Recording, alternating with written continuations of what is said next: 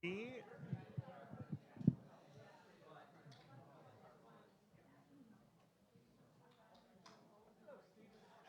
Rich.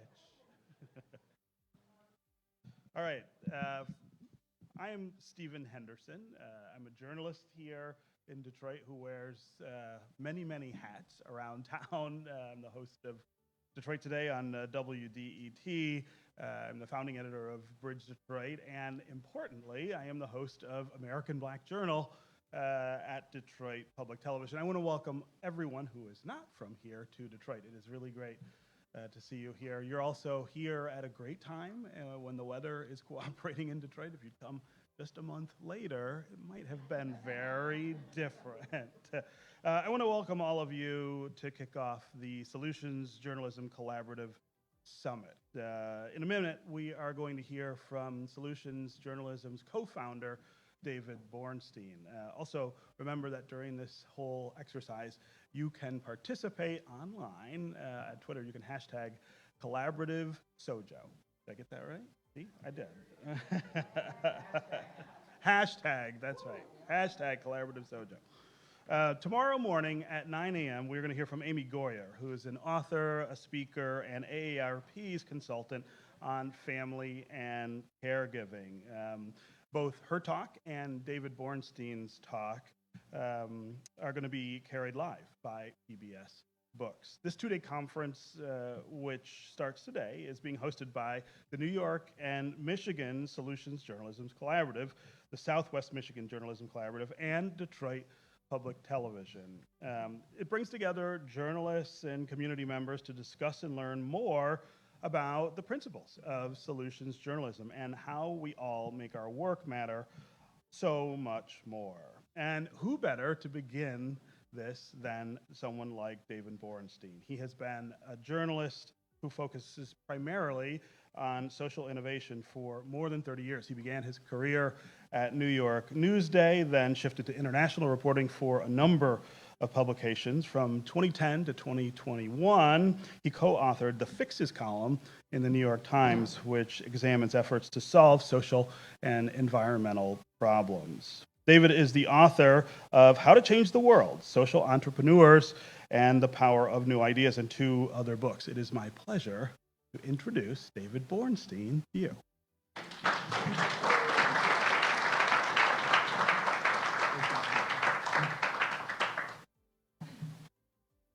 Thank you, Stephen. It's a pleasure to be here, and I want to thank Rich Homburg and Detroit Public Television and the New York and Michigan Solutions Journalism Collaborative and the Southwest Michigan Journalism Collaborative for hosting this and coming together to join forces. And I want to acknowledge my wonderful colleagues in the room, Karen Magnuson, Amy Maestas, and Liza Gross, for their great leadership.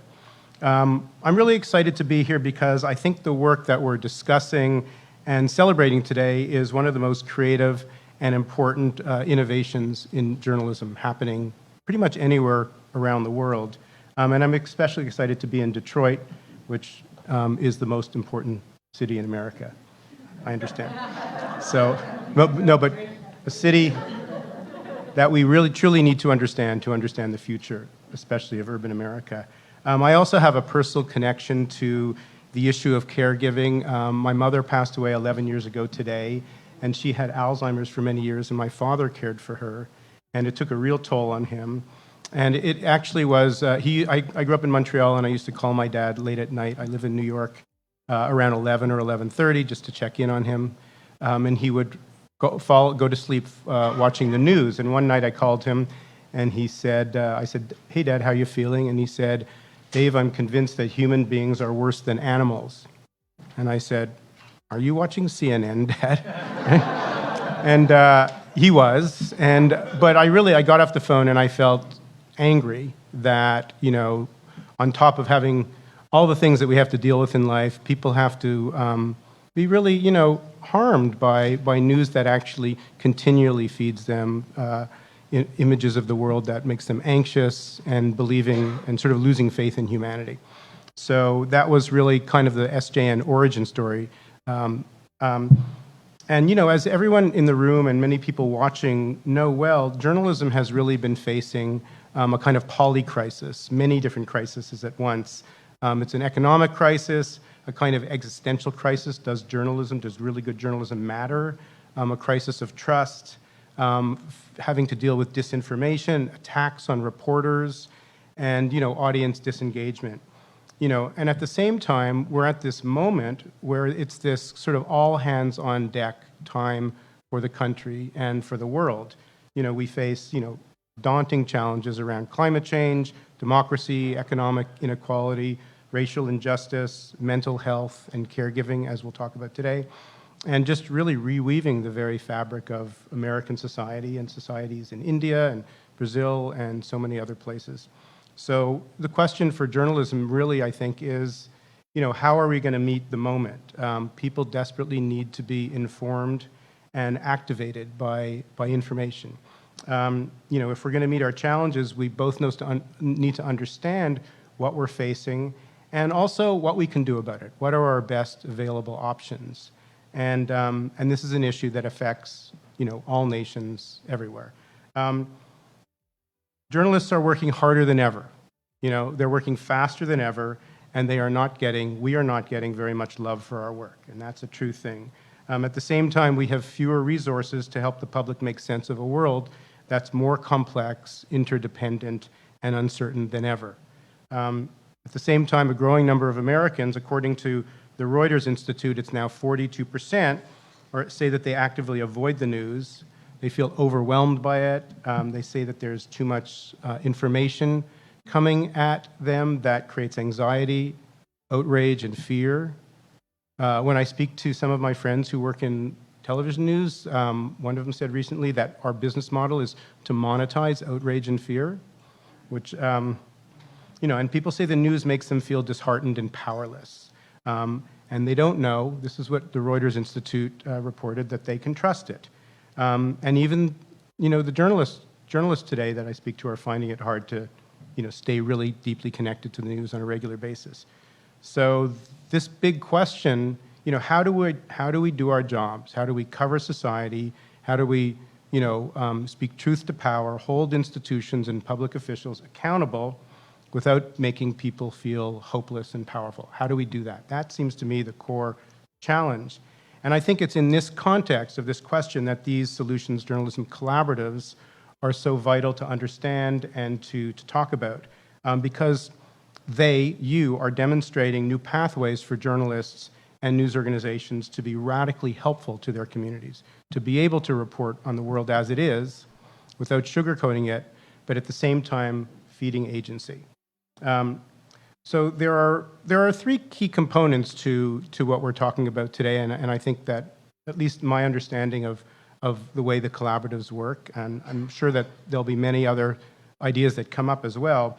The first, I'm a little biased here, is by integrating solutions journalism, rigorous reporting about responses to problems, into the news mix in the very heart of the news mix.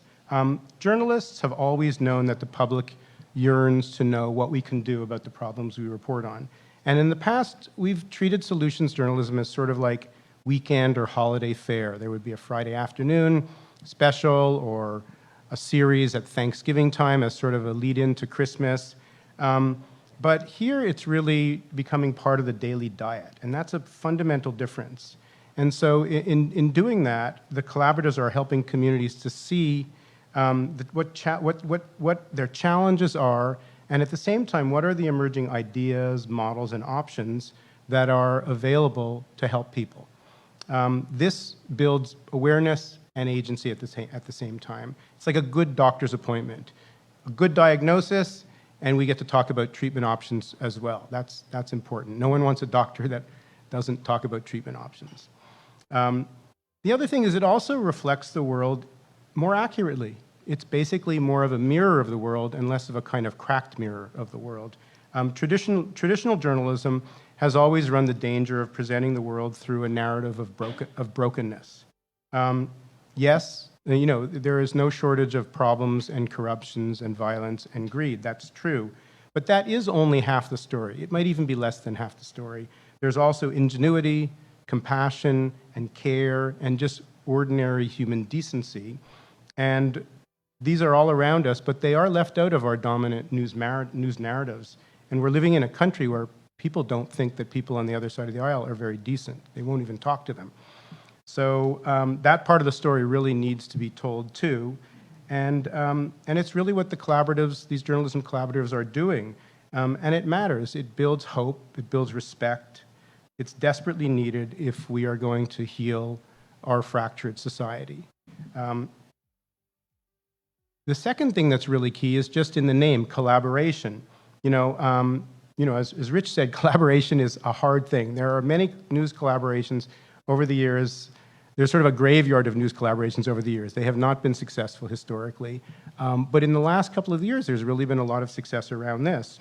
It really takes great effort and leadership and commitment to shift from the old news model that was really grounded in a kind of heated competition, to beat others to the punch, to get the scoop, to move towards a new model which is really grounded in a shared vision and trust. And that trust, as we know, proceeds at the speed of relationships. And that's why this takes real time to build.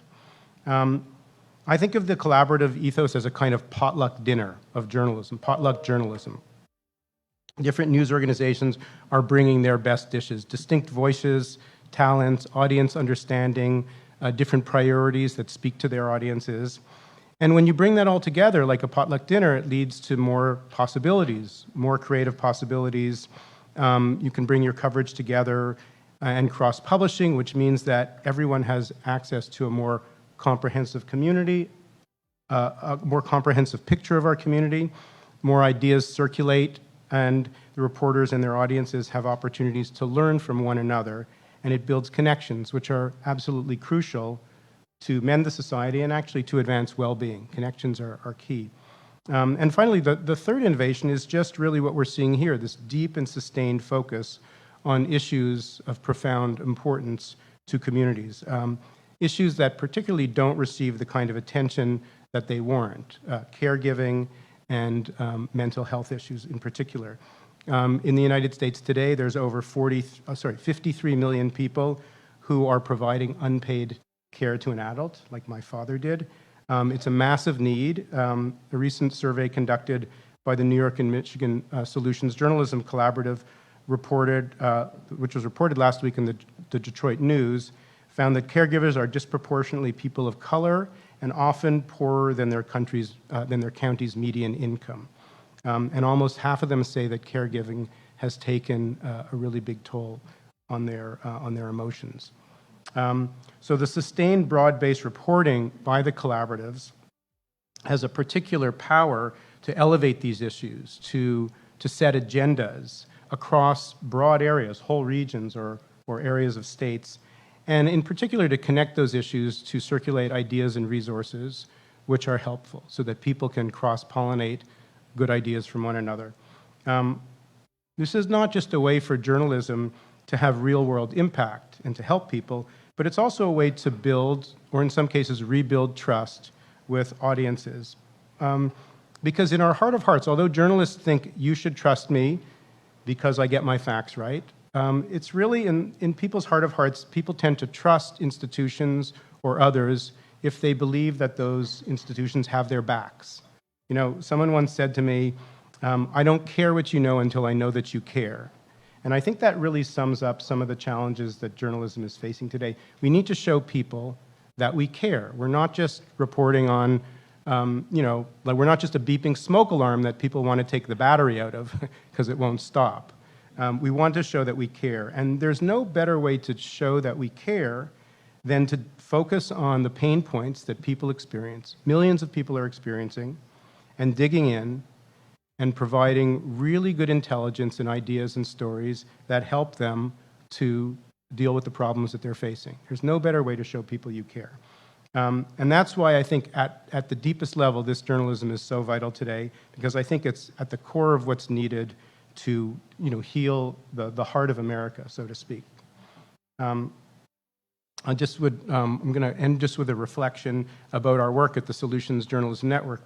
We started this network 9 years ago, And it was really tough going. I mean, for quite a number of years when we would walk into newsrooms and talk about this idea, we were met with very stiff, folded arms. People would literally walk out of meetings in a huff and sometimes say things that were not very friendly. As a Canadian, I would be particularly offended. There was so much resistance to the idea that journalists could also interrogate, investigate, examine, kick the tires on potential or emerging responses to problems. That was seen as outside of the job, and we would hear all the time, that's not our job. That is so different today. I mean, today we have worked with over 600 news organizations around the world in our solutions story tracker, where we hand tag stories. So this is a very human-intensive thing. We've found solutions journalism from 1,700 news organizations, and we know that that is just the tip of the iceberg. Close to 30,000 journalists have worked with us, engaging in workshops or working on projects together or using resources, which we now have in close to 20 languages.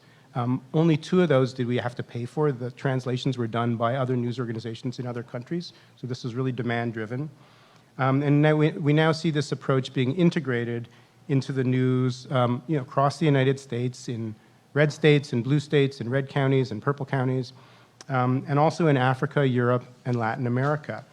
It is really still hard to change old habits and behaviors, especially at a time where people are constantly pressured to do more with less. But every day we do see that the shift is happening, and it's encouraging. And the most important thing for everyone in this room to realize is that this work is at the forefront of this movement. These are the examples and the stories and the learning sets that journalists, news organizations, and other collaboratives around the world will be studying. No one has to, recount the challenges we're facing as a country today. It really is a moment of urgency where we need to draw out the best in all of us, the better angels of our nature, and to marshal energy and creativity from all corners to be able to sort of meet this moment and bring people back from what may be despair or disengagement. So I feel really honored to be working alongside colleagues who are doing just that every day, using the power of journalism with deep rigor and care to support people in their communities and to help them find hope, agency, and dignity. Thank you.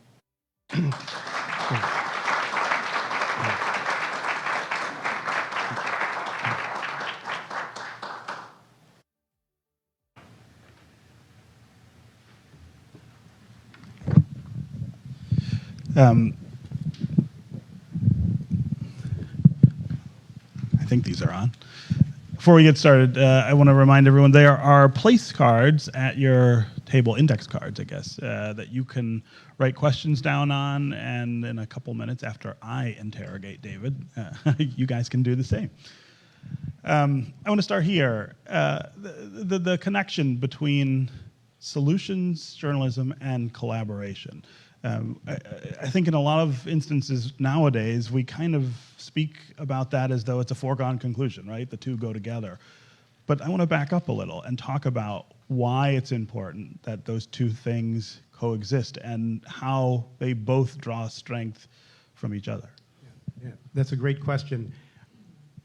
I think one of the problems that previous generations of news collaborations had is that, if you have 15 news organizations who are all agreeing to cover an issue. Let's say the issue is economic justice, like Resolve Philadelphia is doing. You end up having 15 news organizations regularly putting out stories looking at the problem of economic justice. And the fact is, you can't read 100 stories about inequality and poverty and unfairness over and over again. I mean, after you get to 3, you're like, I'm watching Netflix now. Because, but the difference when you have solutions journalism integrated into the mix, you end up getting lots of stories that are kind of like an idea memo, an idea menu, where you can look at, this is what is working in the reentry part of our focus. This is what's working for this particular community, for this particular demographics. This is how people are being retrained And what you can see is you can sort of look at, it's like looking at the different facets of a gemstone. There's many different ways that people are coming at this problem. So it's just much more interesting and nourishing when the solutions element is a big part of it. Which is harder to sort of get traditional news people to accept, the collaboration part or the solutions part? Oh gosh, I would have to defer to my colleagues on that one.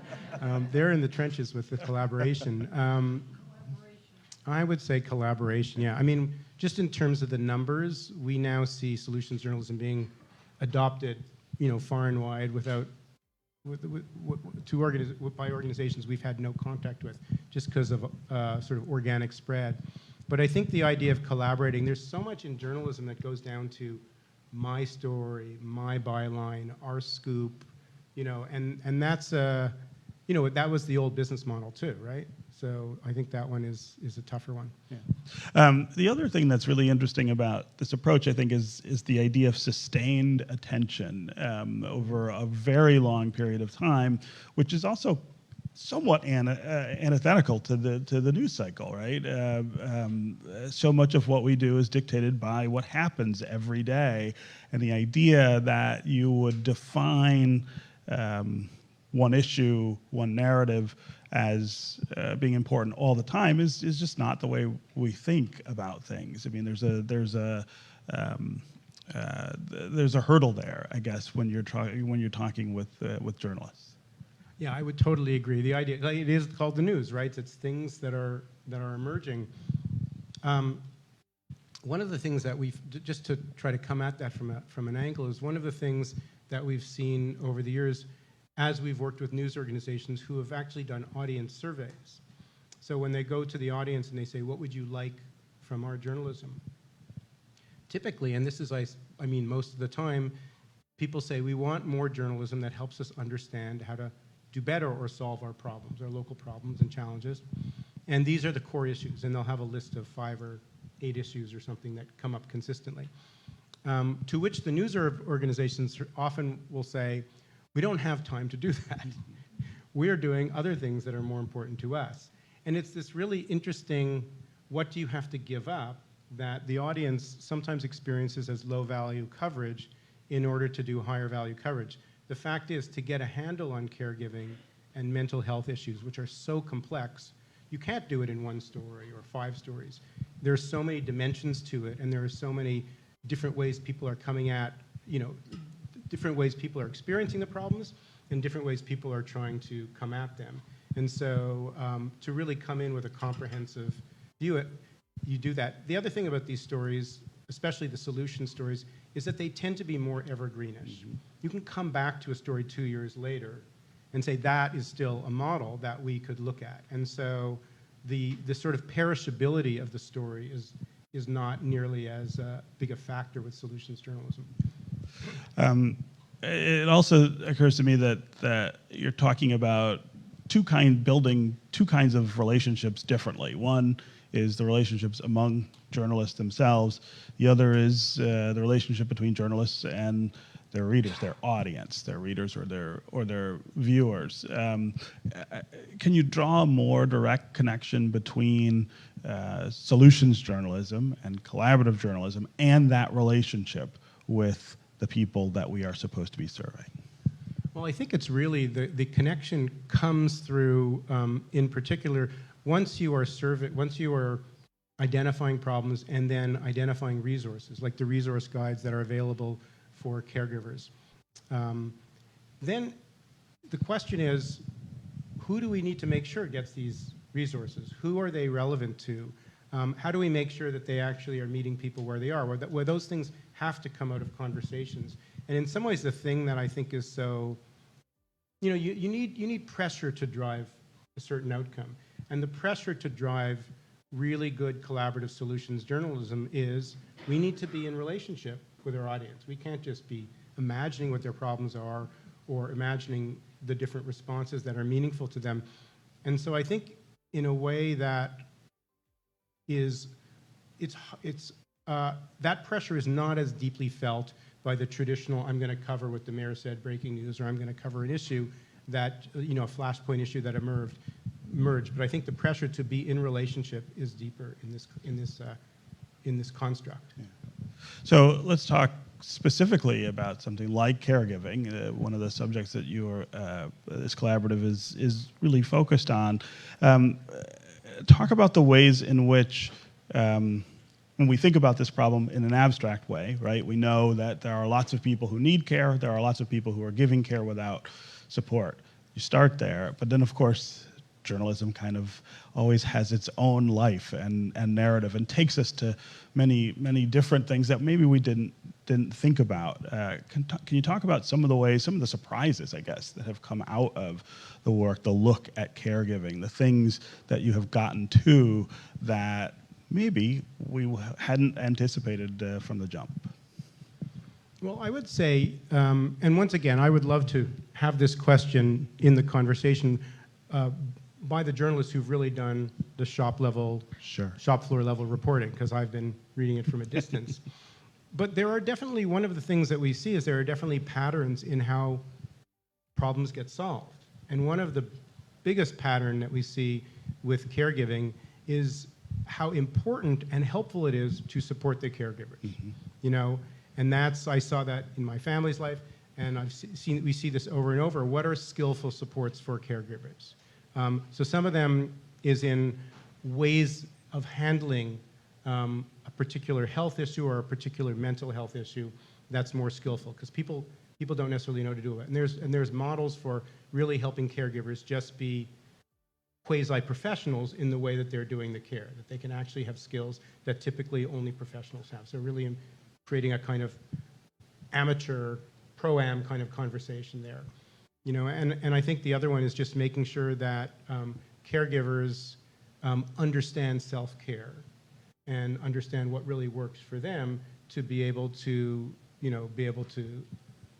stay whole for this long-distance journey. Yeah. So those are just a few patterns, but I think what we see, like in our solution story tracker, which has now close to 14,000 stories, is that when you start pulling back and looking at 100, 200, 300, 400 stories, all focused on a similar issue area, you can see that there are these strategic principles that account for success. We call them success factors, and we try to tag them as such. And I think that's one of the valiance of one of the challenges is how do you turn journalism into sort of intelligence, into these frameworks that can be useful by many more people, even way outside the communities that are being reported upon initially. Yeah, and of course, one of the goals here is outcomes, but those outcomes can be different depending on which community you're working in, which journalists are working on. I mean, one of the really interesting things about this project is that flexibility, that it is really informed by where it's taking place and who's doing it, and it can lead you to something really different in each case. Yeah, totally. And the fact that you have news organizations that are dealing with completely different segments of the audience, very different demographics, different, the way that they relate to caregiving, the way that they relate to society, the resources that they have, the people who feel more embedded in a family structure, people who feel more prioritizing their independence. These are cultural things. The ability to be able to report on people who come at this emotionally, culturally from very different, and demographically from very different places is absolutely essential to understanding the whole of it. Yeah. So I spent most of my career, in fact, in opinion writing. We always said that we were solutions makers, right? We wrote columns and editorials that made people do things, told people, here's how you fix this. This is really different from that. And I wanted you to just spend a little time talking about what's different about solutions journalism and advocacy journalism or opinion journalism. I used to say that a policy outcome was always my goal, right? I'm writing a column or an editorial and I want this to happen. It's a little different based on what you're doing. I would say that the fundamental difference with solutions journalism is that you are reporting on an effort to ameliorate or solve a problem. You're looking at the results it's getting as best as you can ascertain them, ideally from studies or some research that lets you know this is really happening, and then trying to understand what you can learn from that. Now, you're not just saying, okay, I've reported that here these 3 schools have dramatically increased their graduation rates. This is what America should do. You're looking at, if you look at 20 different organizations trying to address caregiving or mental health challenges, you may find 5 or 10 different models. So you're putting options on the table for people. You're saying, here's the way they're doing it in this county. Here's the way they're doing it in this institution. Here's the way they may be doing it in Belgium. And you can be able to look at models and ideas that are emerging far and wide. At that point, it's not the journalist's job, it's the editorial writer's job, and it's the policymaker's job to come together and say, okay, we have a lot of different ideas here. We have possibilities. We have things we can explore.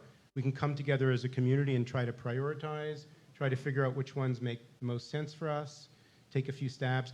The process of figuring out what the right solution is a community process. It's a political process. It's a process should be informed by research. The journalist is in the business of reporting on what's happening out there and making sure people see the whole menu of options that they have available. And what also happens with solutions journalism is those options are always changing. Things you report on, a new study comes out and says, well, it really didn't work as effectively as we thought from the first study. Or a study comes out and says, it worked really well, but it's politically impossible. I mean, you will constantly have to revisit these stories and sort of help people understand the context in which you're talking about. But it's not picking winners, it's not pushing for one idea, it's really helping people understand what are their options. Yeah, yeah. Again, the index cards on your table are for questions. Do we already have some?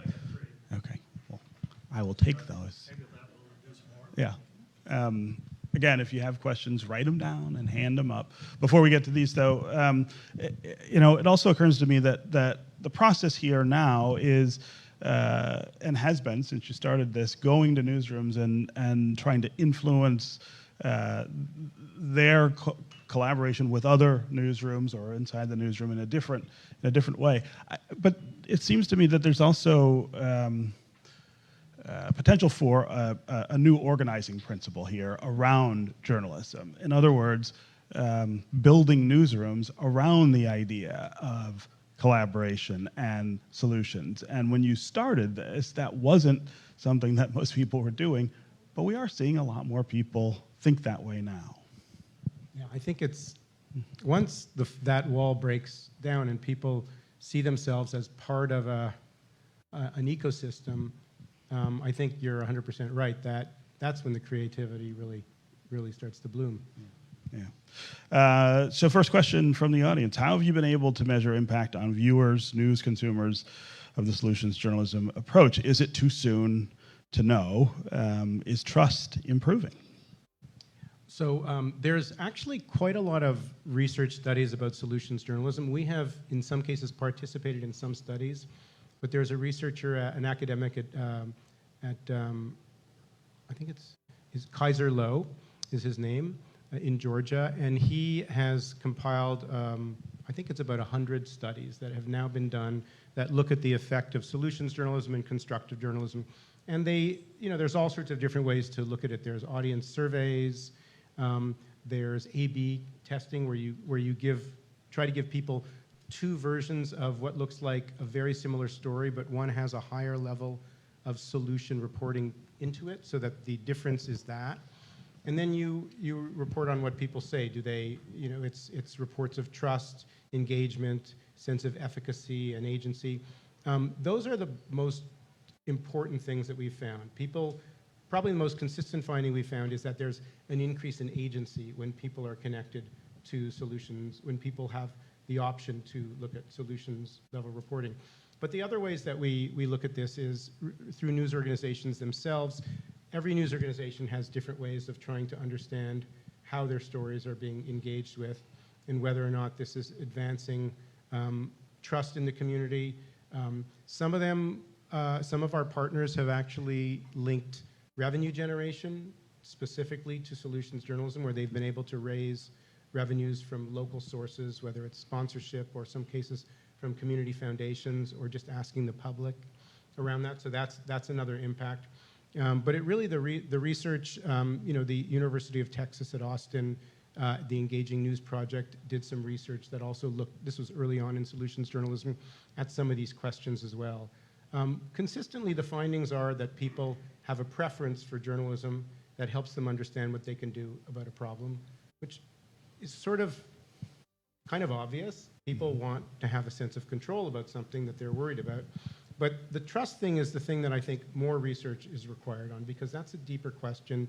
And people, as we see in the United States today, the best proxy for trust is, what do I know about what this person believes in terms of larger policy or partisan issues? And that's a very big one that journalists are facing. It won't be solved just by solutions journalism. Yeah. I think the trust question also comes down to how much readers or viewers feel like they're a part of the same community as the news organization that they're relying on, or if they feel like that news organization is kind of outside that community and covering it. When they feel like they're part of it, then I think that starts to build some of the trust that you're talking about. Yeah, definitely. Just to that point, our first project was with the Seattle Times Education Lab, which was initially supposed to be a one-year project. It's now it's going into its 9th year. And it was, the constituencies originally for that were people in public education. Did they read Education Lab? And that was something that the Times was really interested in. And, over the years, they found a lot more engagement. They found higher click rates on the education stories that had solutions in them. They actually had 3 times the response rates on some of the social media for the solutions journalism stories. But in the end, it was when they would have teachers and people in the public schools come and essentially say, this journalism is really helping us. And I was once at a conference in the Seattle Times newsroom where they brought in a student of Rainier Beach High School, who, he was the most powerful speaker by basically telling all the journalists in the room, you only ever used to report on our school, and telling us how badly we were screwing up and how low our test scores was, and now you come in and you actually track the improvements we're making, and we really appreciate that. And that was something that a lot of journalists said was the most emotional moment for them of the conference. Okay, next question. How can small independent newsrooms with 1 or 2 journalists on staff transition to solutions journalism with such limited capacity? Capacity is always something that we're trying to juggle and balance in newsrooms. Yeah, so this is the sort of the core question we get all the time. So some of it is, you have to look at, is there anything you can let go of? Are there things, and this is why the collaborators are so helpful, what are the things that you can safely say, someone's going to handle this? Someone's going to attend this press conference, and it will be recorded. And if they let us deal with that, we can focus on something that our audience has said is really important that no one else is doing. So it goes back to, what are our priorities for coverage, really speaking to your audience? What do you really need to know? What's missing from the awareness in our community that is preventing us from being the community that we aspire to be?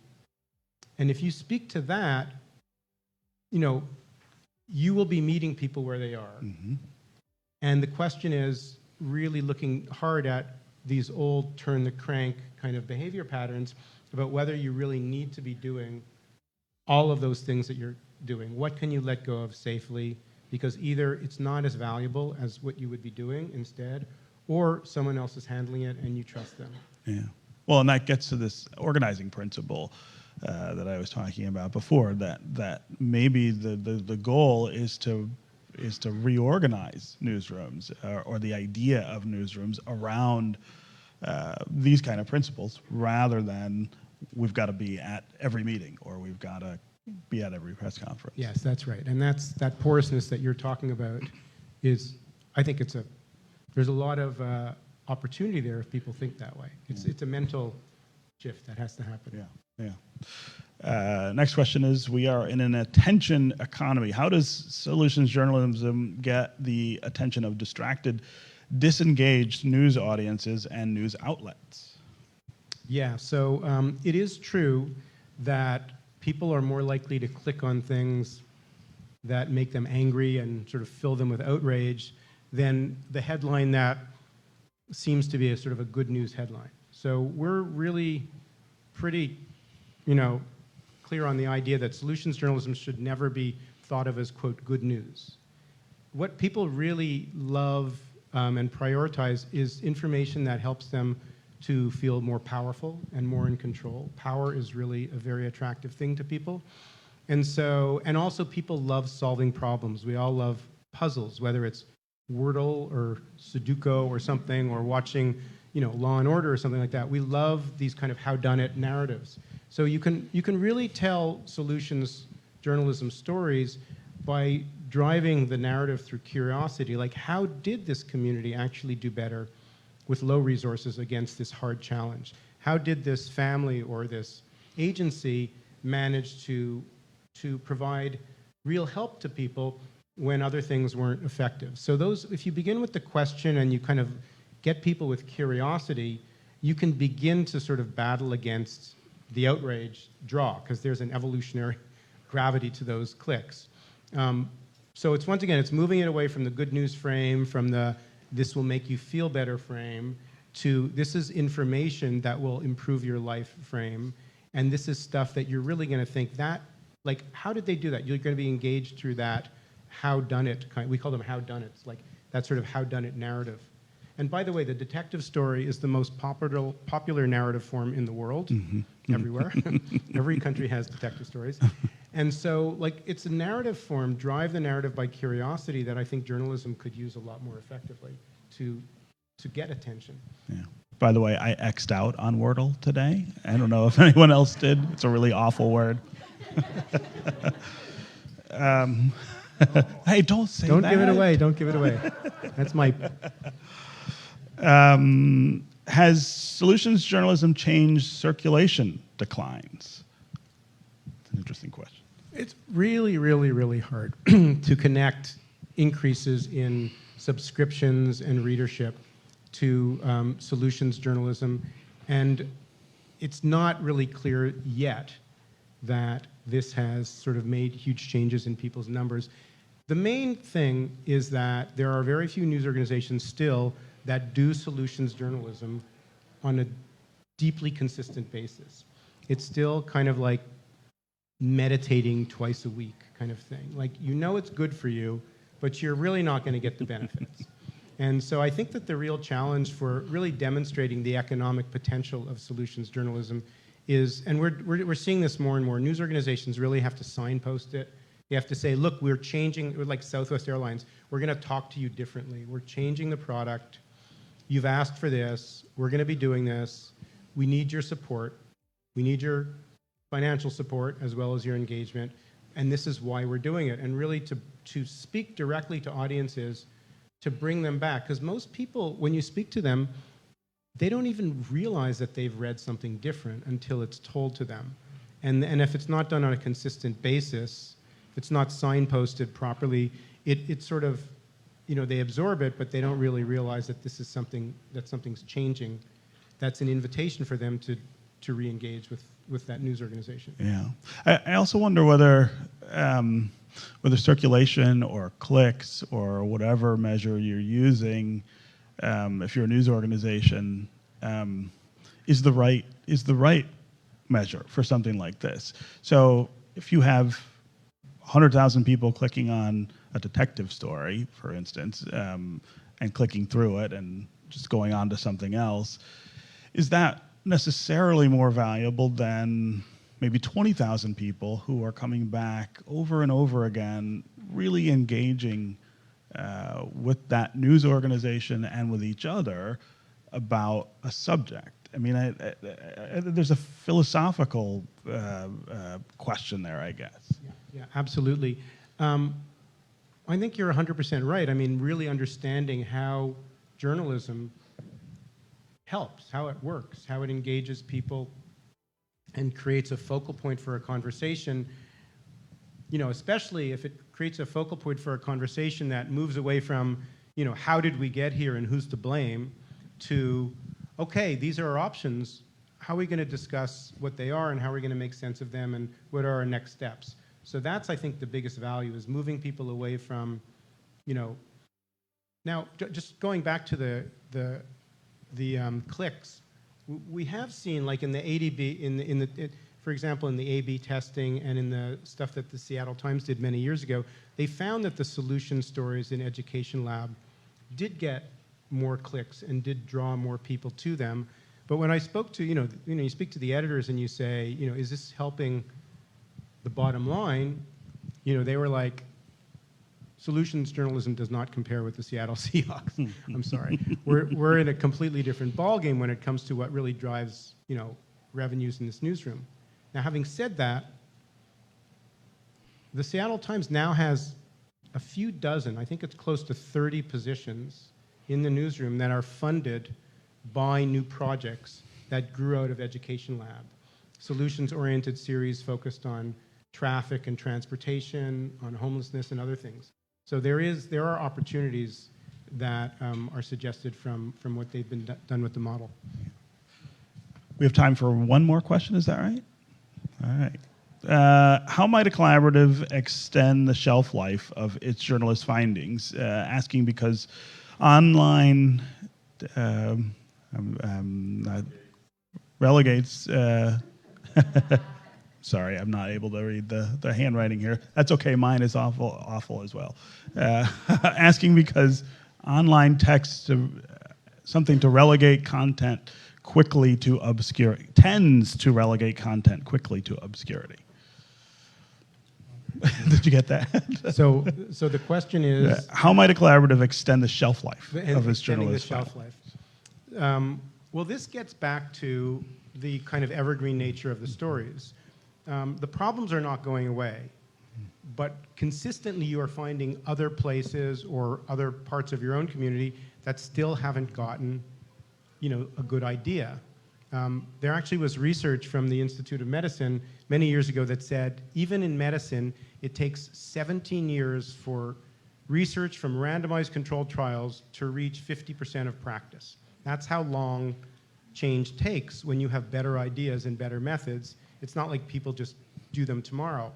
So you have these nuggets of knowledge with teachable lessons, not only at the story level, but at the aggregate level of the patterns across stories. Putting that knowledge out into the world and trying to find places where it's useful, whether it's county health commissioners or other communities where this problem was just reported.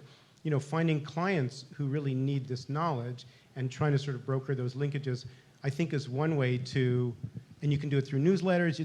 There's lots of other through social media feeds where you meet people who are consistently going to be looking for knowledge around these problems. And there's such a huge variation in performance and awareness around the very same problems. And there's more than 3,000 counties in the US, so there are always people who need what you know. And that's, I think, ultimately one of the opportunities. Okay, well, congratulations on all the work with Solutions Journalism. Welcome to Detroit again, and thanks for being here. Thank you very much. Thank you.